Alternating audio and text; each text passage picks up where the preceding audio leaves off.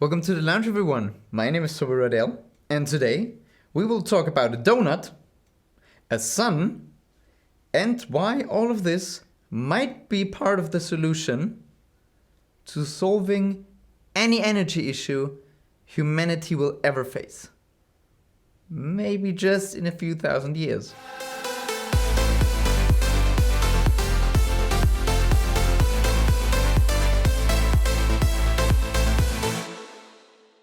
The concept of today is in the whole wheelhouse of space.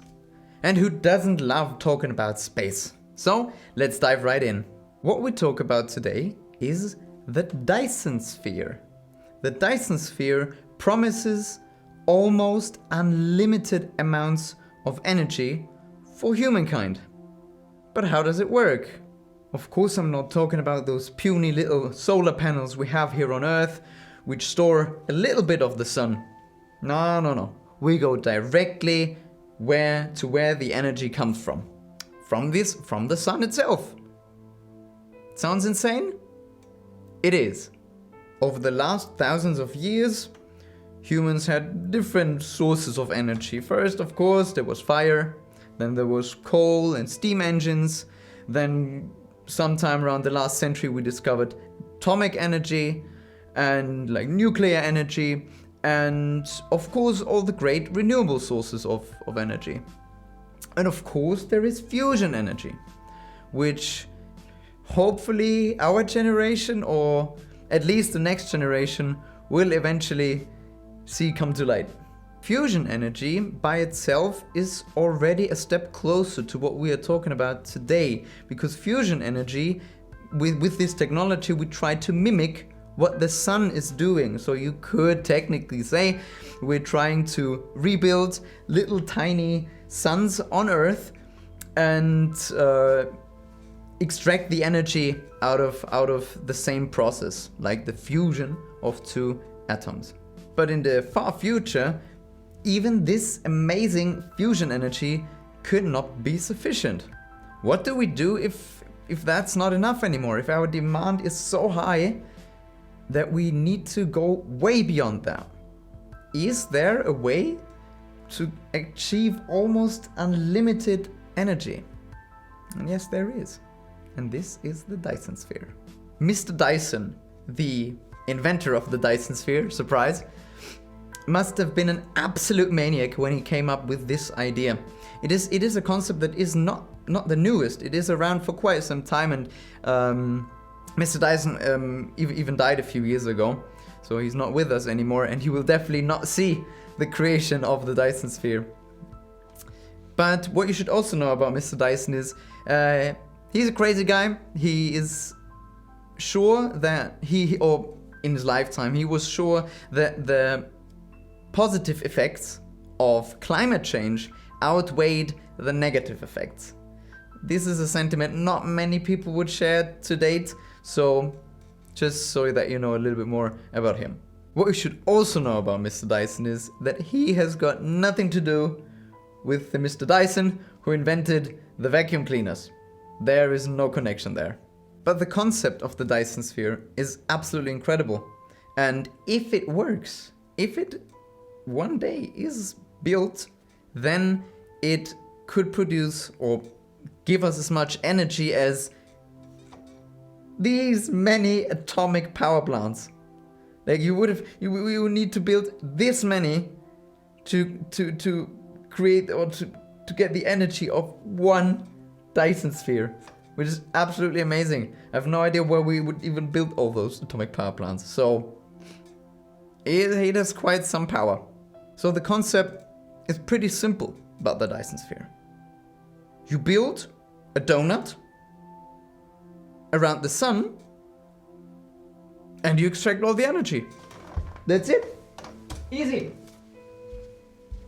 Toby? Yeah. Might not be that simple though.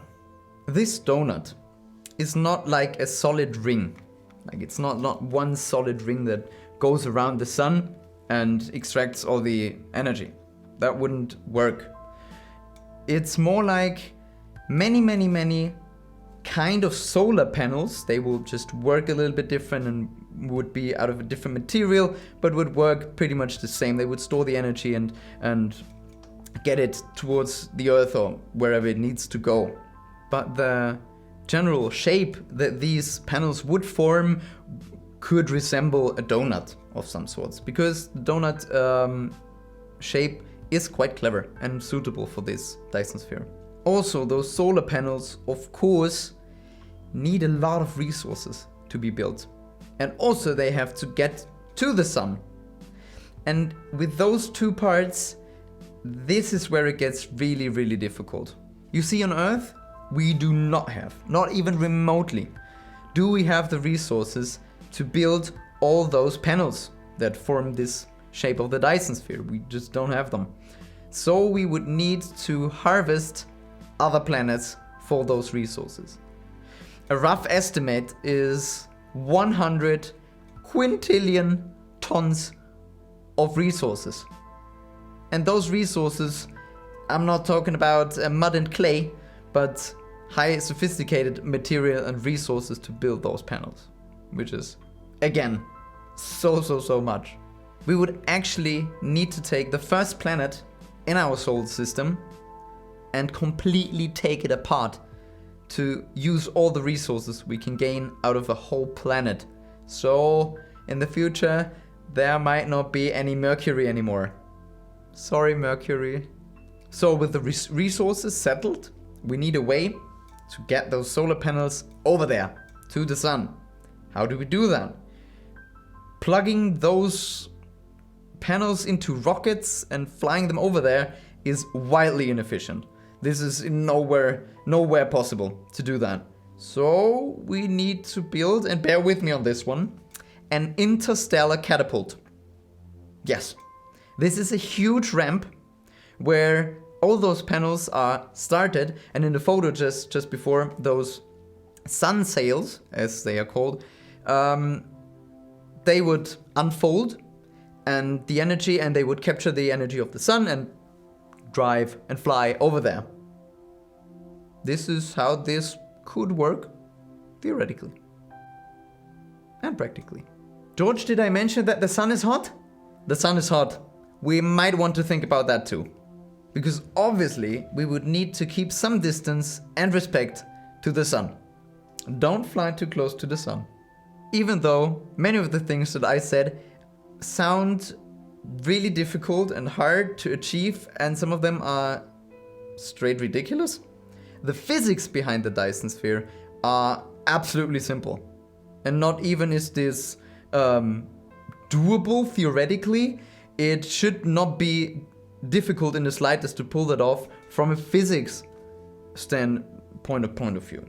Scientists, however, are not aligned when it comes to the design of the Dyson sphere. Until this point, I talked about the donut, this huge ring around it, the donut. But you could also do a Dyson, or theoretically the Dyson sphere could completely encapsulate the sun, or a sun in another solar system. This has some unique issues, like you block all the light and warmth from the sun from most directions. So this is a problem that you would have needed to keep in mind. And this would work a little bit different, of course, because in this Dyson sphere, the light would be reflected from mirrors, kind of. So the solar panels would act like mirrors, and the light would get shot around in those mirrors like endlessly for an endless amount of time.